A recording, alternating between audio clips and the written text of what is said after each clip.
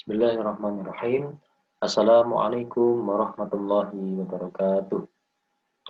Alhamdulillah anak-anak, kita bisa berjumpa kembali. Pada kesempatan kali ini kita akan mempelajari tentang bab fluida statik. Jadi kemampuan dasar yang akan kalian miliki setelah mempelajari bab ini adalah kalian dapat menganalisis hukum-hukum yang berhubungan dengan fluida statis dan dinamis serta penerapannya dalam kehidupan sehari-hari. Jadi kita pecah bab fluida statik ini menjadi beberapa subbab, antara lain tekanan hidrostatik, hukum Pascal, hukum Archimedes, tegangan permukaan dan meniskus, kapilaritas, serta viskositas dan hukum Hooke. Baik. Nah, coba sekarang kalian perhatikan, Ustadz memiliki dua buah gambar ya. Nah, yang pertama ini ada sebuah kapal laut yang kita ketahui kapal laut itu sangat besar ya. Apalagi kapal pesiar itu memiliki massa yang berat, ya, massa yang besar, massanya bisa ribuan ton. Ternyata kapal laut itu bisa terapung di atas lautan. Namun sebutir kerikil atau batu yang kita lempar ke sungai, ke air, itu malah bisa tenggelam. Nah, menurut kalian, mengapa ya kedua peristiwa itu dapat terjadi? Coba kalian diskusikan dengan teman kalian ya. Ini belum bisa kita jawab kalau kita belum mempelajari apa itu tentang fluida statis dan subbab-subbab yang lainnya ya. Jadi simpan dulu jawabannya. Kita lanjutkan dulu ya. Nah, yang pertama adalah subbab tentang tekanan hidrostatis. Sebelum berbicara tentang tekanan hidrostatis, perlu kita ketahui bahwasannya fluida itu adalah suatu zat yang bisa mengalir. Jadi fluida itu tidak selalu air ya, yaitu zat yang bisa mengalir. Bisa zat cair atau zat gas. Namun pada pembelajaran kita batasi pada zat cair saja. Fluida nanti bisa dipecah lagi sebenarnya menjadi fluida statis dan dinamis. Nah, untuk fluida statis adalah kondisi fluida zat cair ya, dalam hal ini zat cair yang berada di dalam kondisi diam. Nah, misalkan di gambar ini kita lihat di dalam sebuah laut yang dalam kondisi diam ya, itu akan menyebabkan suatu tekanan ya. Atau pada barangkali ketika kalian sedang berenang di dalam kolam renang atau ketika menyelam ya, pasti kalian mengalami sesuatu pada kepala kalian atau telinga kalian.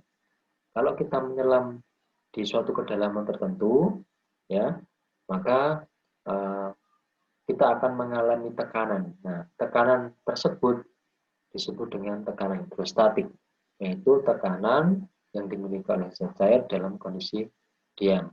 Makanya ketika kita menyelam di dalam kolam atau menyelam ke dalam laut, kita perlu menggunakan pelindung telinga. Nah, supaya gendang telinga kita tidak pecah, karena itu sangat berbahaya. Nah, karena adanya tekanan hidrostatik tadi. Nah, di kelas 8 waktu kalian SMP, kalian sudah pernah mempelajari tentang tekanan ya. Tekanan itu didefinisikan sebagai gaya yang bekerja pada benda tiap satuan luas permukaan. Nah, ini kita uraikan nilai gayanya sehingga kita peroleh tekanan hidrostatik P atau pH sama dengan rho kali G kali H. Dengan rho di sini adalah massa jenis zat cair, G-nya adalah gravitasi, sementara H adalah kedalaman. Nah, perlu kita cermati untuk kedalaman ini berbeda dengan ketinggian ya. Misalkan kita punya sebuah wadah berisi air ya. Misalkan ini sebuah bak air begitu. Nah, ini sifat air. Nah, misalkan ada seekor ikan kecil di dalam wadah berisi air tadi ini, nah, maka ikan kecil ini dia akan mengalami tekanan hidrostatik. Nah, cara untuk mengukur kedalaman perlu diperhatikan adalah cara mengukurnya kita ukur dari atas permukaan zat cair sampai dengan ikan tersebut. Jadi untuk mengukur kedalaman harus dari atas permukaan, bukan dari dasar. Bisa dipahami ya, anak ya? Sehingga semua benda yang berada di dalam zat cair pasti akan mengalami tekanan hidrostatik. Baik, kita lanjutkan dulu ya. Nah, dalam konsep tentang hidrostatik ada suatu hukum, yaitu tekanan pada kedalaman yang sama dalam fluida adalah besarnya sama. Misalkan ini ada sebuah wadah ya, yang bentuknya bermacam-macam, ada bentuknya seperti kerucut, ada yang bentuk tabung, botol, atau mungkin labu ukur ya, yang agak miring.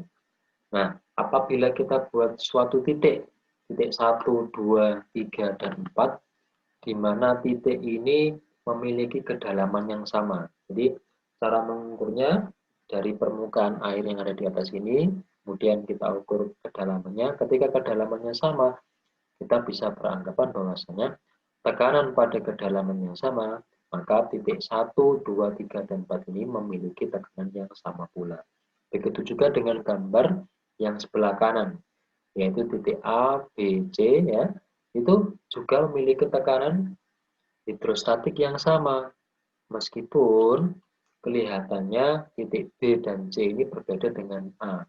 Nah, pada dasarnya untuk mengukur kedalaman titik B dan C, tetap kita gunakan acuan permukaan dari titik A.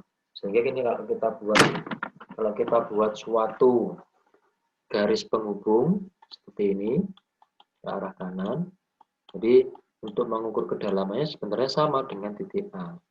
Ini adalah kedalaman titik B, dan ini adalah kedalaman titik C. Nah, kalau kita bandingkan titik A dengan titik B dan C, maka akan diperoleh kedalaman yang sama pula. Karena kedalamannya sama, maka kita akan memperoleh tekanan hidrostatik A sama dengan B dan sama dengan C. Seperti itu. Bisa dipahami ya, Nana ya? Nah, sekarang di bagian gambar yang bawah. Nah, di gambar bawah ini dibandingkan 3 buah titik yang kedalamannya berbeda.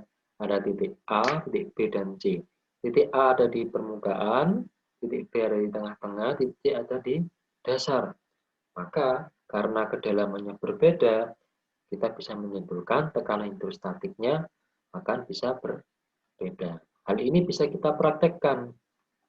Nah, dalam suatu percobaan, misalkan di titik A, B, dan C ini kita buat suatu lubang ya di sampingnya. Jadi wadahnya kita lubangi di sepanjang garis A, B, dan C. Ketika kita lubangi, maka akan terjadi pancaran air. Nah, ketika titik A-nya ini dilubangi, maka pancaran airnya akan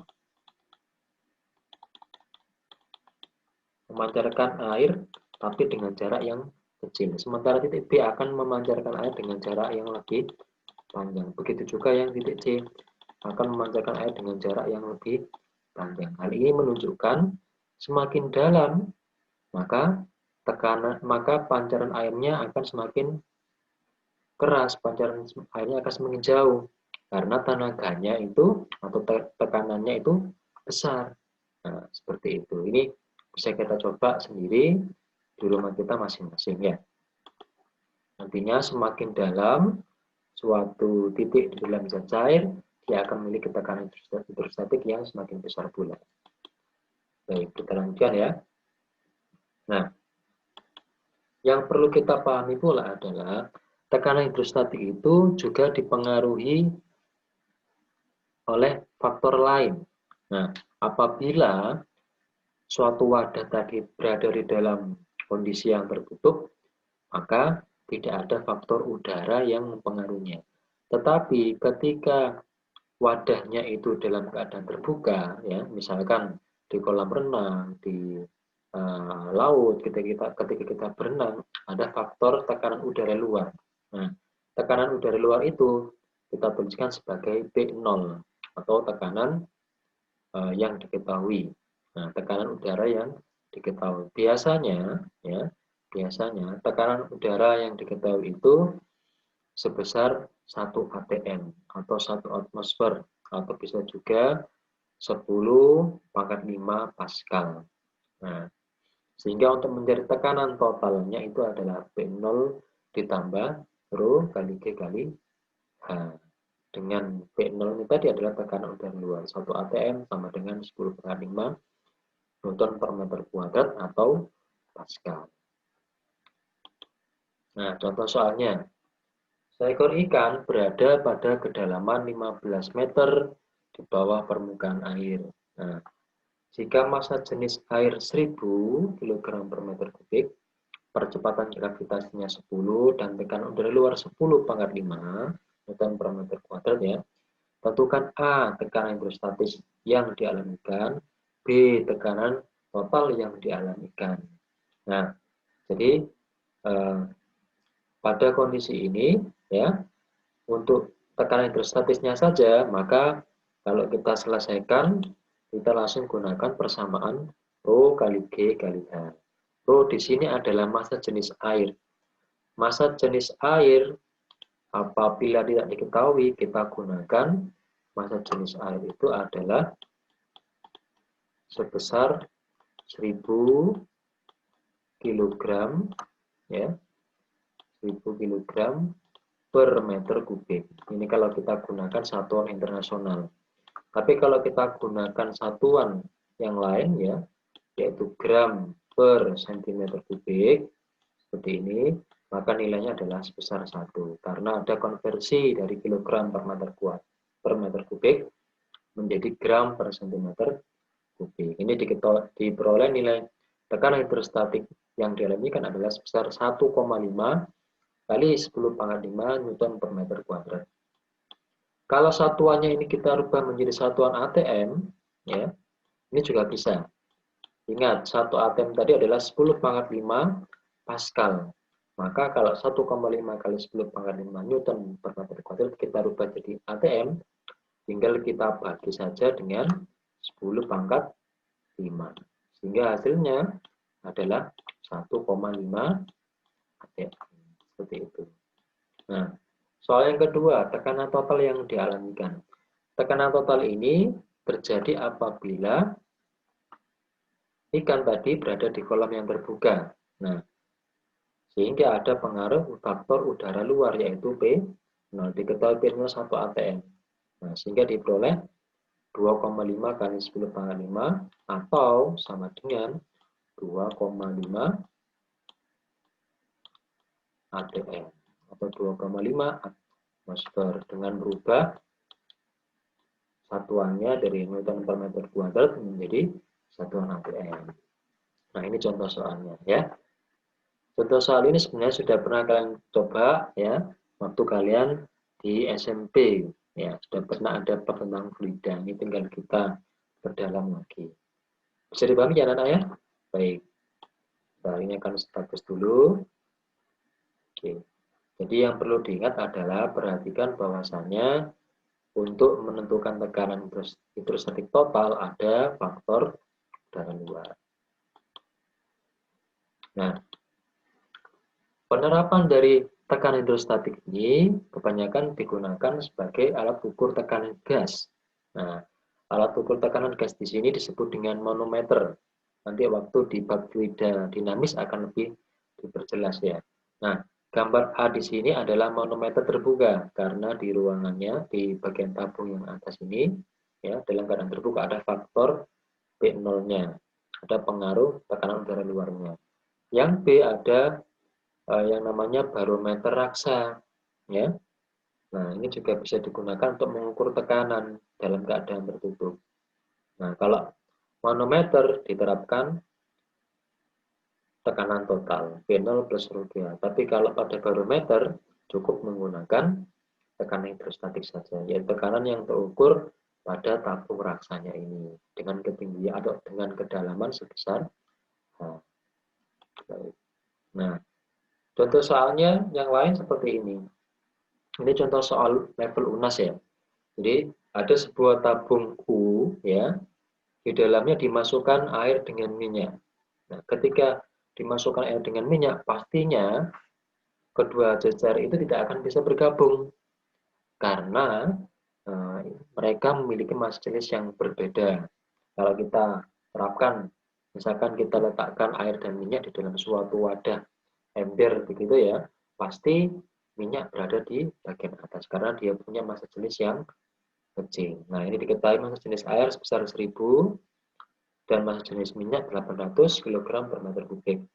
Nah, jadi alat tabung ukur tabung U ini bisa kita gunakan untuk mengukur massa jenis zat cair. Misalkan kita mengukur massa jenis minyak atau massa jenis yang lain, bisa kita gunakan ini dengan mengukur perbedaan ketinggiannya. Nah, ketika dimasukkan ke dalam tabung U, ini diketahui ketinggian air, kemudian ada ketinggian minyak sama perbedaannya. Nah, untuk ketinggian minyak diketahui sebesar 10 cm. Nah, diketahui 10 cm. Sementara pertanyaannya adalah perbedaan ketinggian atau delta H. Maka cara mengerjakannya adalah kita perlu mencari tekanan, kita perlu mencari ketinggian zat cair. Nah, jadi di slide yang tadi ketinggian air di kolom sebelah kiri belum diketahui.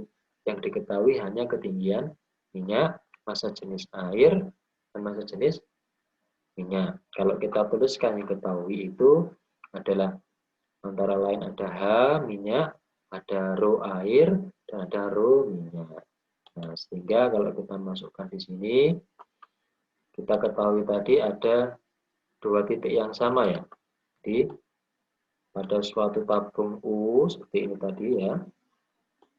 Nah, pada tabung U ini tadi ada dua batas ya yang dibuat acuan, yaitu batas antara minyak dengan air dan juga batas antara ketinggian air dengan batas bawah. Nah, ini misalkan adalah titik A yang sebelah kiri, yang sebelah kanan adalah titik B. Nah, titik A dan B ini memiliki tekanan hidrostatik yang sama, sehingga dituliskan PA sama dengan PP. Kemudian dijabarkan P-nya adalah rho GH ya, sama dengan rho GH. Yang ruas kiri adalah air, yang ruas kanan adalah minyak. Karena G-nya sama bisa dicoret seperti ini, sehingga tinggal rho AHA sama dengan rho M HM. Rho A-nya 1000, massa jenis air 1000, HA-nya belum diketahui. Rho minyak 800 kali H minyaknya 10 cm. Sehingga kalau kita hitung, ketinggian airnya adalah sebesar 8 cm.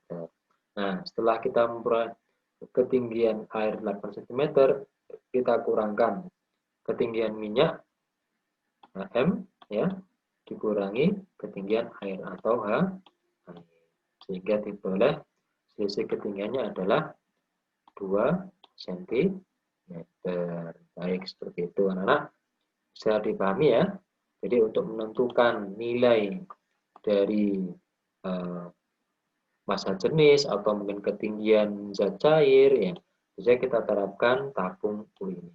Nah, ini banyak digunakan untuk menentukan massa jenis suatu zat cair. Nah, ini contoh soal yang lain ya. Nah, contoh soal yang ini, misalkan ada sebuah pipa U, mula-mula diisi air dengan massa jenis 1000, kemudian salah satu pipa dituangkan minyak goreng. Karena air sama minyak tidak bisa bercampur, maka diperoleh gambar seperti ini. Yang ruas kiri ada minyak, yang ruas kanan ada air. Di titik yang sebelah kiri ini, ya, anggap saja ini adalah titik minyak, ya, titik A gitu ya. Yang sebelah kanan ini adalah titik B. Nah, titik A dan titik B punya tekanan hidrostatis yang sama. Jika tinggi kolom minyak 8 cm, ya, H1 8 cm, kolom air yang H2 adalah 5 cm, besarnya massa jenis minyak goreng adalah, baik. Jadi cara pertanyaannya adalah kita diminta mencari massa jenis minyak goreng, massa jenis air yang diketahui 1000. Baik, coba kita selesaikan ya. Nah, ini kita selesaikan. Tadi kita ketahui PA ya. PA tadi sama dengan PB. Tekanan hidrostatik A sama dengan tekanan hidrostatik B. Dengan cara yang sama seperti contoh soal tadi ya, kita sebutkan rho A, rho M kali G kali HM, M-nya adalah minyak ya, sama dengan rho A kali G kali H. Nah, dengan A-nya adalah air. Baik, kita masukkan mas jenis minyak tadi dicari, tetap rho ya, rho M. G-nya boleh dicoret karena 10 ya, sama. HM-nya adalah 8 cm tadi, sama dengan rho minyak, rho air adalah sebesar 1000. Nah, H airnya adalah sebesar 5. Nah, untuk H minyak atau ketinggian minyak dengan ketinggian air boleh tetap senti, boleh tetap meter ya, karena ini adalah persamaan perbandingan. Jadi tidak masalah. Ini kalau kita selesaikan, rho M atau massa jenis minyak sama dengan 1000 kali 5 adalah 5000, sehingga 5000 dibagi 8 ya, hasilnya adalah sama dengan 48 bagi 8 adalah 6, 48 20 kan ya, 20 bagi 8 16, 16 bagi 8 itu adalah 2, sisa 4, 40 bagi 8 5. Jawabannya 625 kg per meter kubik. Nah, terbukti bahwasanya massa jenis minyak itu lebih kecil dibandingkan massa jenis air. Baik. Nah, sekalian, itulah apa yang kita pelajari ya, kaitannya tentang tekanan hidrostatik. Mudah-mudahan kalian bisa memahami konsep ini. Apabila ada pertanyaan, silakan ditanyakan ya. Terima kasih anak. Di pertemuan selanjutnya kita akan mempelajari tentang hukum Pascal dan juga tentang hukum Archimedes. Terima kasih. Mudah-mudahan apa yang kita pelajari bermanfaat. Serta akhiri ya. Assalamualaikum warahmatullahi wabarakatuh.